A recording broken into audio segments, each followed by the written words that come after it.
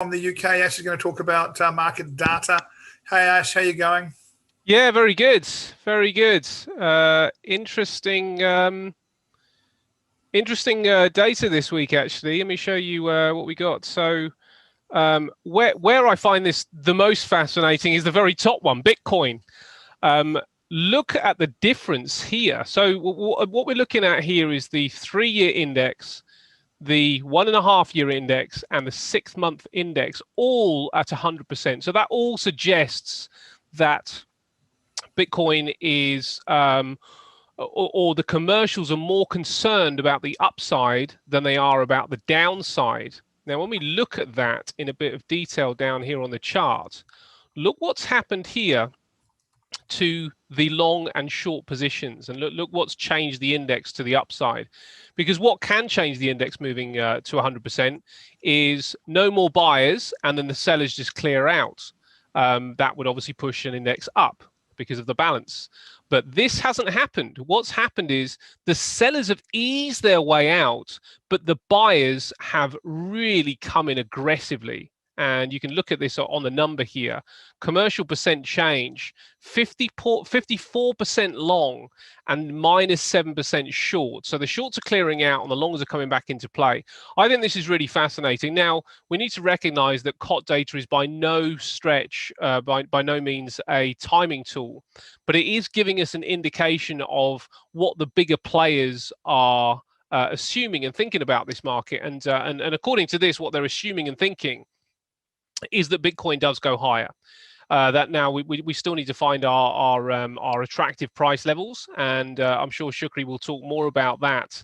But I do find that really interesting. You know, that anybody that is considering getting short on Bitcoin from here is this suggests that it's probably too late. And if you're already short, then it probably suggests that tightening up those stops is pretty wise. Now, the other one that's quite notable this week, there's a couple actually that are well worth talking about. And the first one is the pound. Now, this is the opposite end, 0%, 0%, 0%. So all of the longer term and the short term index are way down, suggesting that, that the sellers are very, very strong.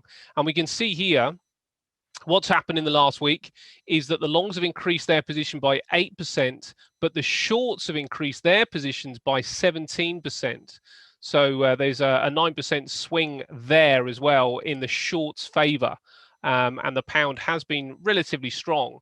Now, the question then comes in, what would you trade the pound against? And we can just flip straight down to the dollar index down here, and we see that 66%, I like to see it around about 80% to kind of get a really strong bullish indication. So 66% isn't there, 54% again isn't there, but it's in the upper range rather than the lower range. And on the short term, only 18%. So bit of a mixed picture going on there.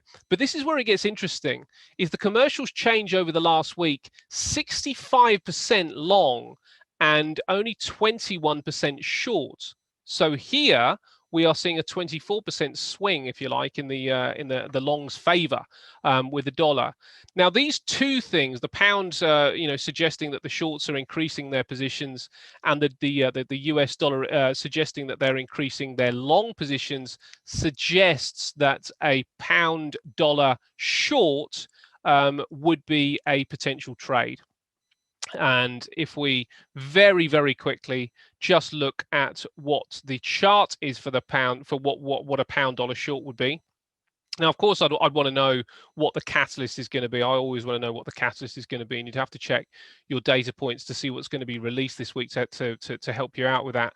But this is a monthly chart, and you can see that we are right at the top end of this potential resistance line on the pound dollar. So I'll be looking for signs and signals for selling the pound dollar, and that would be in accordance to the most recent COT data with the dollar long and the pound short. And that wraps me up. Cheers, Ash. Thank you very much for that. That Bitcoin stuff certainly is interesting, isn't it? And at the moment, just sitting below where it closed on Friday in our markets and in the open markets, and yeah, certainly a nice sell. And boy, if you didn't see some buyers queuing up around this level, you'd be a bit concerned, wouldn't you? I think so, mate. I think so. I think the crypto market continues to be probably the most interesting space, I think, right now, and Bitcoin being the biggest ship really in the fleet. We would want to see some specific movement in that. So yeah, you're absolutely right.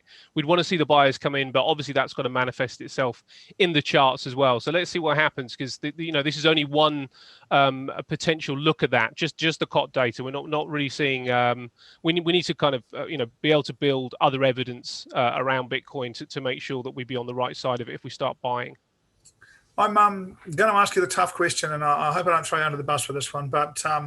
So COT tells us there are more people buying now, or the buyers are coming in, but price isn't going up. So what are the buyers doing? Well, why aren't buyers coming in and price going up? Well, what the COT data, what the COT data is suggesting is that the commercials are more concerned with the upside than they are the downside.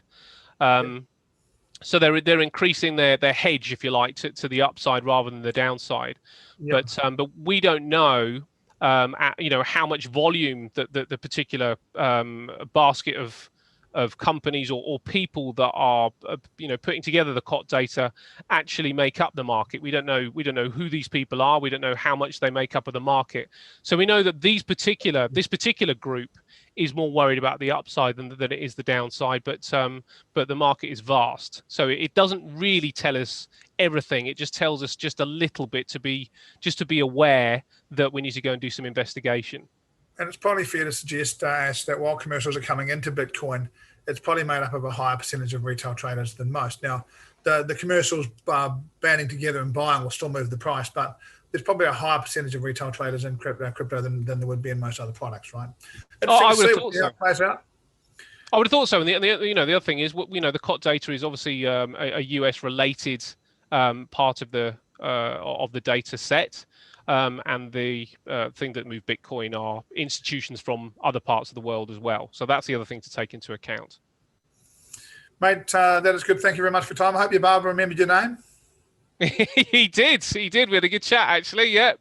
He remembered the name. Booked in again for a few weeks' time. So I'm on the treadmill now with that. Must be good for him to have business booking in once a week instead of once every few weeks instead of once every few years. Oh, he loves it. Cheers, mate. Thank you very much, Ash. That's our data, our COT seasonal stuff done for this week. We'll see how it